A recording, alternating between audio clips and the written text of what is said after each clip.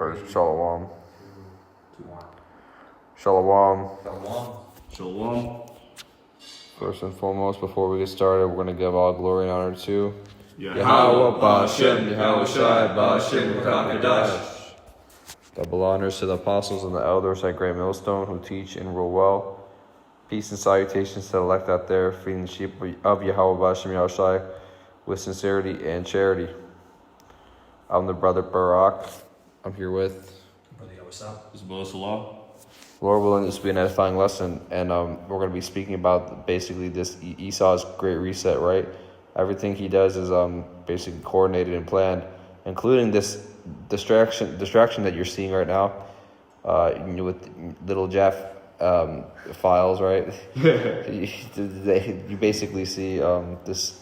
This is also coordinated. This isn't something that just impromptu got released, right? This has been planned, right? And you got precepts, so we're gonna bring these out. Yeah, so we're going to begin with 2 Corinthians chapter 2, verse 11. It says here, "Lest Satan should get an advantage of us, for we are not ignorant of his devices," right? So we're not ignorant of the fact that all of a sudden, man, they've been flashing these files since 2019 that they finally decided to start releasing these files now.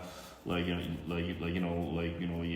in the truth, man, or if you're a so-called quote unquote woke in general, man, you're hip, you're aware to to what's going on, right?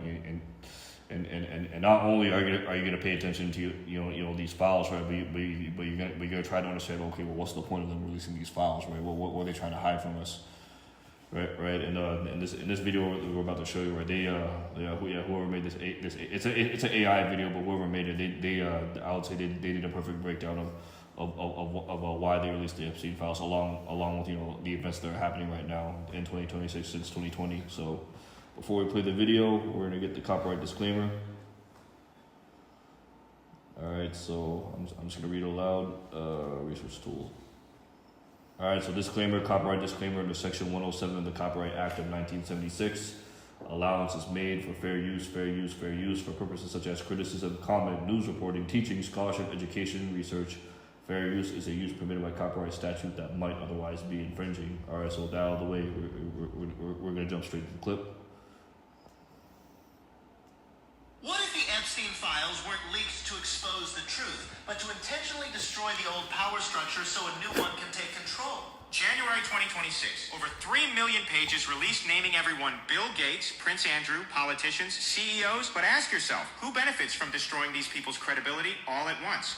You're saying someone wanted these files released, that it's not justice, but strategy. Think about it. These files have existed since 2019, when Epstein died. They could have released them anytime. Why now? Why January 2026 specifically? What changed? So the timing isn't random, it's calculated. Look at what's happening simultaneously. Trump just took office promising to drain the swamp. Russia-Ukraine war escalating. Middle East conflicts exploding. China-Taiwan tensions at breaking point. Multiple powder kegs ready to blow at once.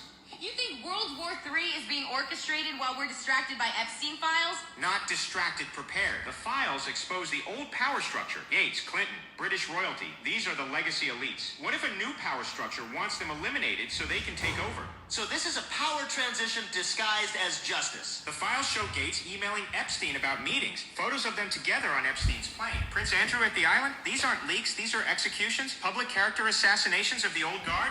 But who would orchestrate something this massive? Who has that kind of power? Look at the pattern. COVID-19 reshapes global economy. Ukraine war breaks energy systems. Inflation destroys middle-class savings. Epstein files destroy trust in institutions. Each crisis benefits whoever's building the next system. You're saying every major crisis from 2020 to 2026 is connected? When the old system collapses, people will beg for a new one. They'll accept digital currencies, social credit systems, surveillance, anything as long as it's not run by those pedophile elites. That's the setup. So we're being manipulated into wanting tyranny by making the current system look so evil that we'll accept anything else? The Epstein files aren't about justice. Justice would mean arrests. This is about controlled demolition. Destroy the old rulers, start World War III to reset everything, and build a new system from the ashes. Problem, reaction, solution. Create the crisis, let people panic, then offer the predetermined answer. We're not witnesses to scandal. We're watching the planned demolition of one empire so another can rise, and we're cheering for it. I genuinely don't know what's real anymore. That's exactly how they want you to... What if the All right, so we're gonna jump to the book of the book of Sirach, or the book of Ecclesiasticus. Slocky bear with me one moment. Alright, so we're going to read the book of Ecclesiasticus, the book of Sirach, chapter 10, verse 8. And it says here, because of unrighteous dealings, injuries, and riches got by deceit, the kingdom is translated from one people to another, right? You know, and that's basically, you know, how Esau, Edom, took control or took rulership, you know, from Jake during the Dark Ages, from around, the Renaissance, which was between the 1400s and the 1500s, and now, you could say they're starting their second Renaissance again, or rather their global reset by basically by purposely collapsing the system, right? Releasing the Epstein files, shrinking the middle class by raising housing prices, through BlackRock. That's his motto, order out of chaos, right? So they're basically because they've been telling you on the dollar bill, right? That they're basically gonna do this, order out of chaos. And why do you see these same people on those files, right? A lot of these people are resigning big positions, like the CEOs resigning the positions, right? Because they know something prior to what's about to happen, basically. On top of that, right, they're firing a lot of their employees, right? They're hiring bosses, that they just fire their employees on a whim, without warning or whatever. And why is that? Is because they're about to establish their new digital system. That's what they want, right? But before all that happens, before World War III actually starts, right? There has to be some sort of what's it called? Some sort of catastrophe, right? Some sort of planned event, right? That planned event, Babylon the Great is going to be that martial law or that insurrection act, right? And this devil will create chaos to offer a solution, but that solution is not going to be a solution that's going to help the people, like he always does. He's a liar. And I have this precept I'm going to bring out real quick. Go ahead, Ak. This is in the book of Ecclesiasticus, also known as Sirach, chapter 12 and 17. If adversity come upon thee, thou shalt find him there first. And though he pretend to help thee, that yet he shall undermine thee. So, this devil will appear to be there first. He'll offer aid, he'll offer some sort of solution like we just mentioned. And he'll act like he's going to help, just to come behind you with a knife and stab you in the back when you least expect it. And that's the nature of this devil Esau Edom. And it says, continuing on, he will shake his head and clap his hands and whisper much and change his countenance. So he'll just tell you everything that he wants you to hear. And he's wicked, man. That's why the scriptures also say in the book of Psalms 55 and 21, the words of his mouth were smoother than butter, or woe was in his heart. His words were softer than oil, yet were they drawn swords. And this devil, he meditates on terror. He meditates on destruction and violence and using his weapons. That's what this devil was bred to do, deep inside his DNA. Colin, that's right? And now we're at the time of exposition, right? Because these wicked elites, right? Their plans through the spirit and power of Yahweh Bashim Yahushua is getting exposed, right? All right, Salakia. Bear with me. This is the book of Isaiah, chapter 29, verse 15, and it says here, "Woe unto them that seek deep to hide their counsel from the Lord Yahweh Bashim Yahushua, and their works are in the dark. And they say, Who seeth us, and who knoweth us?" Right. Right, so these damn devils think they can actually get away with all the wickedness that they're doing, right? And think they can cover this up with with a false flag event, and just mind control everyone through a chip, right? And mass genocide. But really, what's going to happen is the Lord's preparing their asses unto that great terrible day, man, judgment, Mashapatiyum. This is the book of Ecclesiasticus 23 and 19. Such a man only feareth the eyes of men, and knoweth not that the eyes of the Lord Yahweh are 10,000 times brighter than the sun, beholding all the ways of men and considering the most secret parts. So the Lord, he knows, each and every move these devils take. Their pride makes them think that, nothing's going to stop us. We're unstoppable. And the Lord will cause them to do this in the first place. He is watching every single one of these moves, and he's, as a matter of fact, orchestrating it. Because this is leading up to this place ultimately being destroyed by ICBM nuclear missiles, as the scriptures say, which is prophecy. Yeah, that's right. All these things got to take place, right?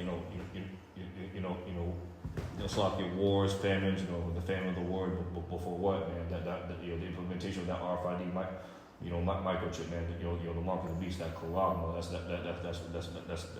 that's everything. What it's building up to, man. Everything from 2020 to up to now, man.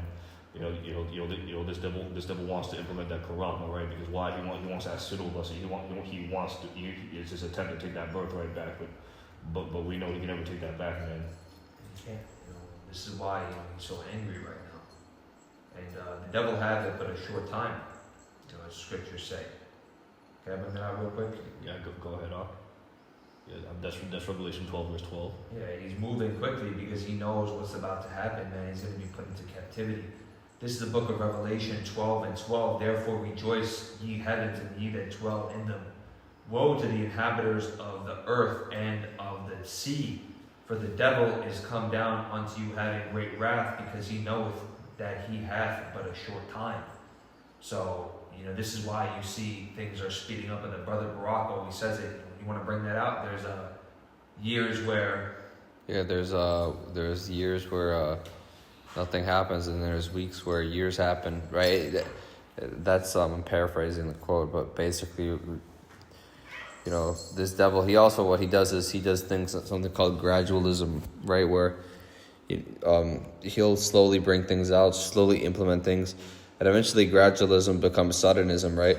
Look at what happened in 2020 with the whole, scam dizzle, right? 2019, 2020, right?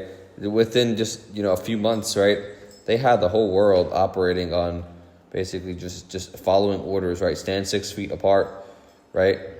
Also, what else? They had, wear a mask, right? They're basically conditioning people, right? They're going to, for an event like, don't be surprised basically when they have, some mass T-word attack, right?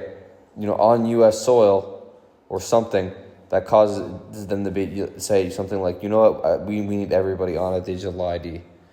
That's what they're gonna implement.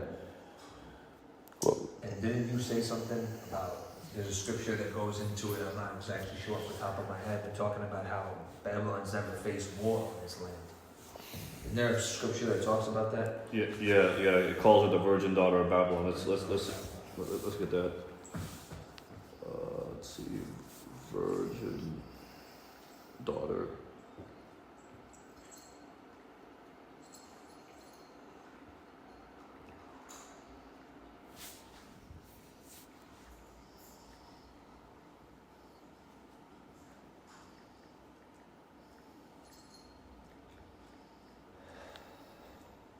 Slock, if I'm taking a look. No, you're good.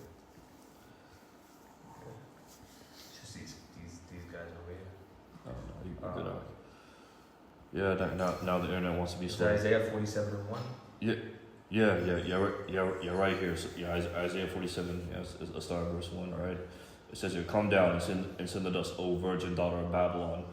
Sit in the ground, there is no throne, O daughter of the Chaldeans, for thou shalt no more be called tender and delicate, right? And the reason why it's called virgin daughter, as the apostles and elders says, is because it's an unwalled city, man. In America, they have no physical walls, man, to keep the intruders out. Like anyone who's just coming in and out, man, they could have like a fake ID or something, or hell, jump the border, which they do allow. They'll fulfill their agenda, but that goes to the fact that anyone could just come into America, right? Undocumented or uncharted, right? Take the millstones, grind the mill, uncover the locks, make the leg bare, uncover the thigh, pass over the rivers, right? That goes into Esau, Edom, man. Getting exposed, right? Right. So him getting exposed, for all the wickedness that they done, right? Like everyone knows about chattel slavery. Everyone knows what what he did. Around the 1800s. And him going into every country, bombing and destroying everyone, But just the Epstein files alone, man, is enough for the Lord Yahweh Bashim now, try to utterly destroy America, man. Right. I can bring it up. We'll get into it, right? And now we're in the time of these Edomites, starting to feeling these curses, right? Because now they're starting to see that, hey, man, America, man, this the kingdom that they're living in, this isn't it, man. Democracy, as Elder Malcolm said, man, democracy has finally turned inward on these people, man. They're starting to see the true nature of these devils, right? And now they're turning onto each other, right? Going into the curses of Deuteronomy, chapter 30, where it says, the Lord's going to put all these curses upon our enemy that hate thee, which persecute thee, right? And that's caused these devils, right? In Psalm 64, verse 8, right? It says they shall make their own tongue fall upon themselves. All them that see them shall flee away, right? Right? These devils, man. These so-called white people, man. They're exposing each other, for the devils, right? That they are, man.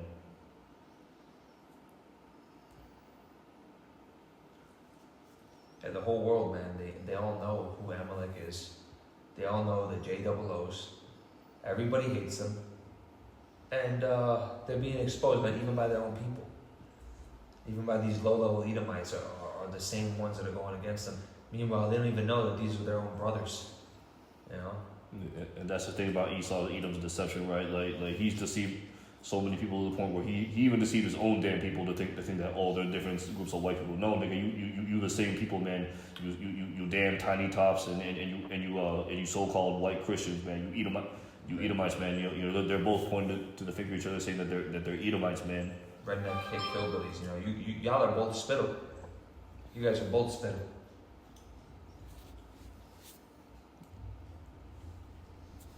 Yeah, that's right, man.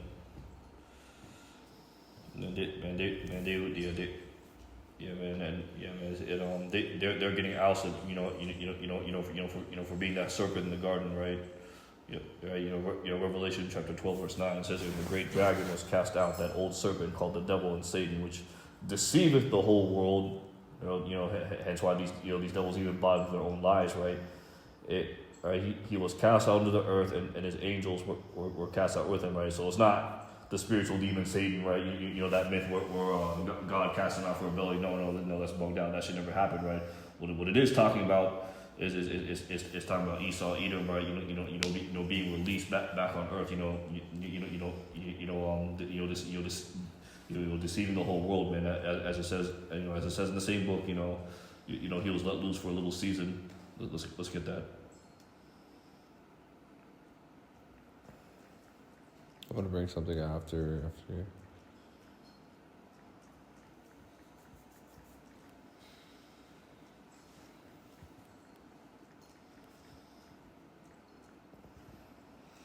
All right, this is the book of Revelation, chapter 20, verse 3, and it says here, "And cast him into the bottomless pit, and shut him up, and set a seal upon him, that he should deceive the nations no more, till 1,000 years should be fulfilled." And that 1,000 years represents the dark ages, right? When Jake was in rulership, right?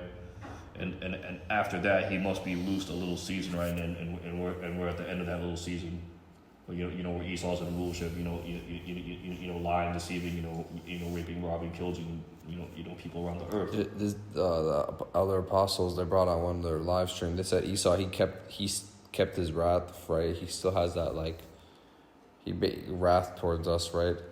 He still has that, basically that grudge, where he's basically, he's waiting. He's so angry, right, about him losing his birthright. He basically wants to, come down with that that RFID microchip, right? That chip to where just he wants to get his payback. And that's how he wants to try to deceive everybody, right? And the thing is, what's that scripture? Revelation 3:10, right? Because thou hast kept the word of my patience. No, I bring it out. Want me to bring it out? Yeah. Alright. This is the book of Revelation 3:10. "Because thou hast kept the word of my patience, I will also keep thee from the hour of temptation, which shall come upon all the world to try them that dwell upon the earth." Yeah. Esau, he's waiting for that moment. It's like, think of it like a guy on a concert or something, right? He's waiting hours just to perform. You know what I'm saying? Like this devil, he's waiting to chip everybody. And because he has that grudge. You know what I'm saying? He wants that power back. And you see it just as an example, not to go off topic, but you see the grudge that he holds when he sees Jake, you so-called blacks, Hispanics, and Native Americans, but most especially, you so-called blacks, the tribe of Judah, and these other tribes as well, with his woman. He has a grudge. You cannot go on Instagram without seeing a light-skinned baby and a white woman, and everybody has something to say. This devil has a grudge. He's purely jealous of our people because we are better than him. All right, and this is why he wants to take us and have us at his mercy. This is what he's been doing these countless years and years, man, putting us into subjection, putting us in project houses, just keeping us on a muzzle. Because he knows, the power of our people. He hates seeing people, what it is, that are below him suddenly surpass him. People that made it, had the grind, right? People that started from the bottom, made it to the top, right? Yeah, and even though we're not even in the top in the society, but when you have something that this devil wants, he starts hating on you, man. Hey, he's a number one hater. Yeah, if he can't have it, man, he'll just make fun of you for what he can't have, man. No matter what it is, man. If it's nothing physical, he'll make a trait that you have, right? So something that might demonstrate talent. He'll make fun of it, and then he'll try to mimic himself after he fucking makes fun of you, man. Calling these jakes, monkeys and women that go after black men mug sharks. And he's jealous, man, because this guy, he's not able to pop women and get them pregnant the way that Jake's able to. He's not as vigorous as Jake. If anything, he's you see these Edomites, they be trying for 8 months, they still can't even get pregnant. This guy, the definition of Esau is like he's like a water boy. He don't even make the team. He don't even make JV. Not even practice squad. He made the E team. They feel bad for him, so they make him the water boy. He's like that guy that they just throw off to the side. That's really what he is, man. He's a laughing stock. So what they have to do is they have to start, raping, literally, raping, fill in the blanks, right? Doing torture, doing all this crazy fucking shit, right? Creating snuff films, having all these mass parties, sodomizing, right? Because he can never satisfy his lust, right? And there's a scripture I don't remember, but it talked about basically him loving blood, basically, right? Let me get that. I know what you're talking about. I don't know if you can find it. It's something like that. It's because thou hast hated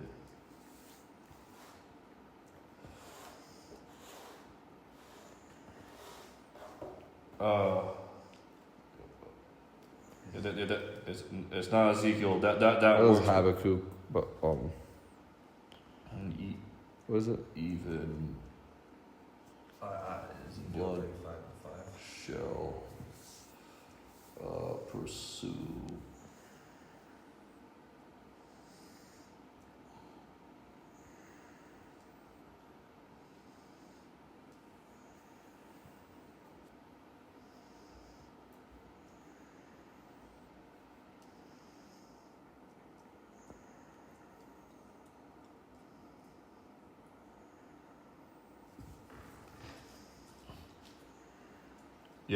Yeah, there it is. Yeah, it was Ezekiel 35 verse 36. It says here, therefore, as I live, saith the Lord Yahweh Shai, I will prepare thee unto blood, and blood shall pursue thee. Since thou hast not hated blood, meaning he likes blood, man. He likes bloodshed.